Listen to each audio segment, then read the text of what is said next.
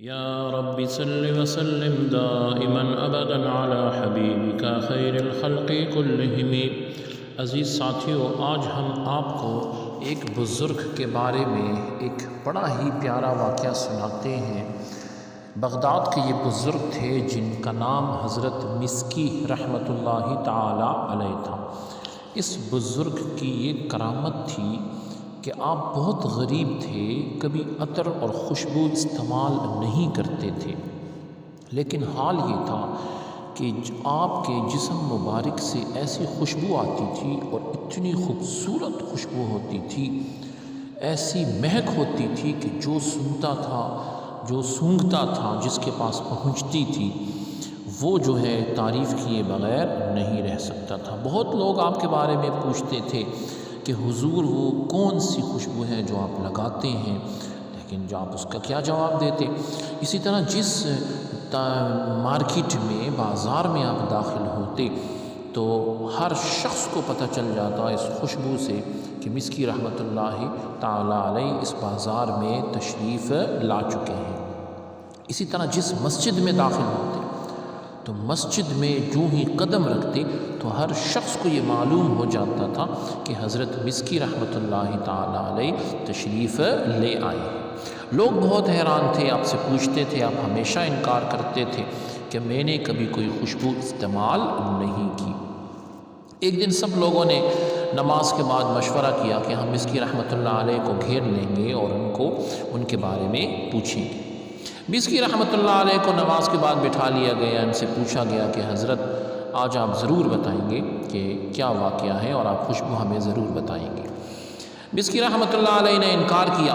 جب انکار کیا تو وہ پھر اور ان کا جو جستجو تھی وہ اور زیادہ بڑھ گئی، تو انہوں نے حضرت مسکی رحمۃ اللہ علیہ کو کہا کہ ہم آج آپ کو جانے دیتے ہیں، لیکن کل ہم آپ کو اس کے بغیر، اس کے جواب کے بغیر نہیں چھوڑیں گے۔ مسکی رحمۃ اللہ علیہ کی آنکھوں میں آنسو تھے، اس لیے ان لوگوں نے آپ کو چھوڑ دیا۔ اگلے دن نماز کے بعد پھر سب نے آپ کو گھیر لیا اور کہا کہ آج ہم آپ کو نہیں چھوڑیں گے بغیر خوشبو کے راز بتائے ہوئے۔ مسکی رحمۃ اللہ علیہ نے اپنا واقعہ شروع فرمایا۔ ایک غریب خاندان سے تعلق تھا اور اس خاندان میں ان کے والد بچپن میں ہی فوت ہو گئے، گھر میں غربت تھی، کوئی کمانے والا نہیں تھا۔ تو مسکی رحمۃ اللہ تعالی علیہ نے ان کی والدہ نے ان سے کہا کہ بیٹا آپ جاؤ، کچھ کمانے کی کوشش کرو۔ آپ چھوٹے تھے، کمزور تھے، بازار گئے، بازار میں مختلف دکانوں کے پاس گئے، کیونکہ آپ وزن اٹھانے کے قابل نہیں تھے۔ لوگوں نے کہا بیٹے تم کمزور ہو، واپس چلے جاؤ۔ پھر گھر آ جاتے ہیں، دوسرے دن پھر جاتے ہیں، تیسرے دن پھر جاتے ہیں، پھر ایک کپڑے کی مارکیٹ ہے، بازار ہے، وہاں جاتے ہیں، وہاں ان سے پوچھتے ہیں۔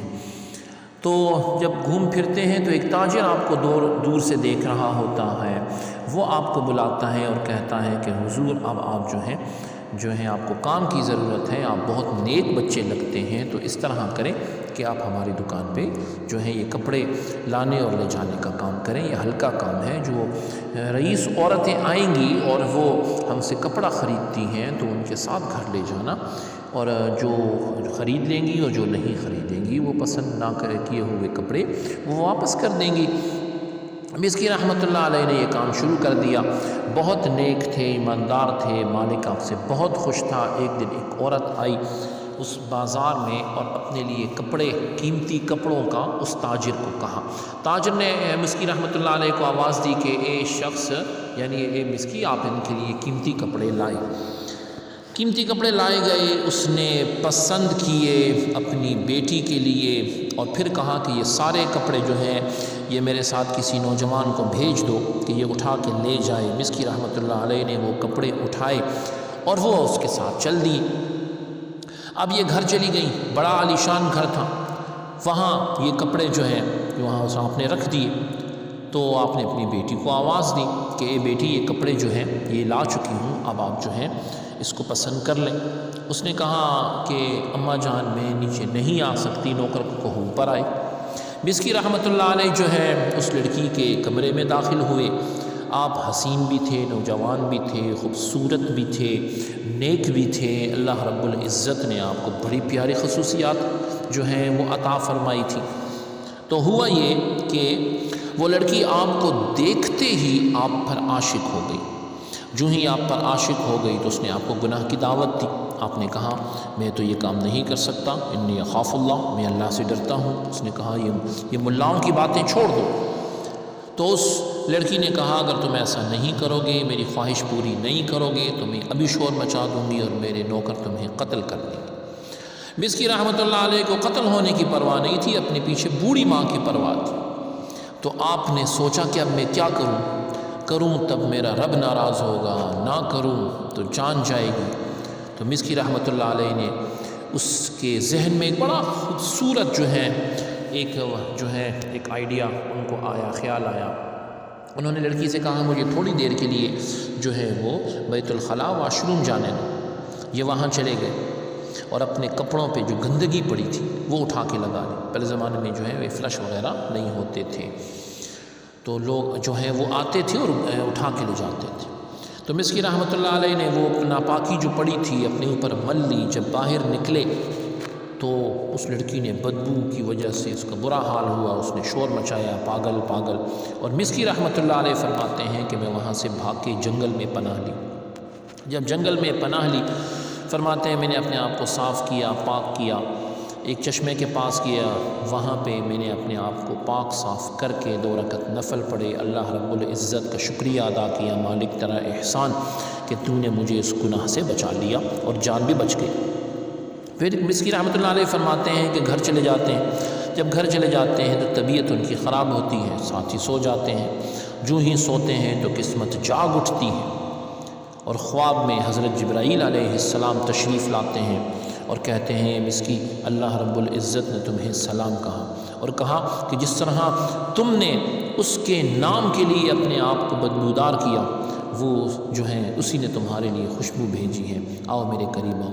مسکی رحمۃ اللہ علیہ فرماتے ہیں کہ میں فرشتے کو دیکھ کر گھبرا گیا اور پیچھے ہٹا، تو یہ فرشتہ ہے اور میں کیسے اس کے قریب جاؤں؟ تو مسکی رحمۃ اللہ علیہ فرماتے ہیں کہ وہ میرے قریب آیا وہ فرشتہ، اور اس نے پر میرے جسم پہ پھیر لیا۔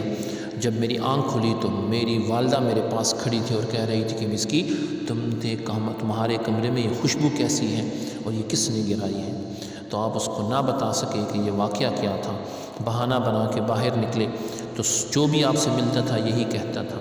فرماتے ہیں وہ دن ہے اور آج کا دن ہے، میرے جسم سے یہ خوشبو نہیں جاتی، چاہے نہا لوں، چاہے وضو بناؤں، جو بھی کروں۔ آپ کے بارے میں آتے ہیں جب آپ وفات پائی آپ نے تو آپ کی کمر مبارک سے بھی خوشبو آتی تھی، تو پتہ یہ چلا کہ اللہ رب العزت کی رضا کے لیے جو شخص بھی جو ایسا کرے گا، غیرت کرے گا اپنے رب پر، اللہ تعالیٰ اسے دنیا اور آخرت دونوں کا انعام دے گا، بزرگی عطا فرمائے گا اور دنیا اور آخرت میں کامیابی عطا فرمائے گا۔ رب العزت ہمیں دنیا اور آخرت دونوں کی کامیابی نصیب فرمائے۔ صلی اللہ تعالیٰ علی خیر خلقہ محمد وعلی آلہ واصحابہ اجمعین برحمتک یا ارحم الراحمین۔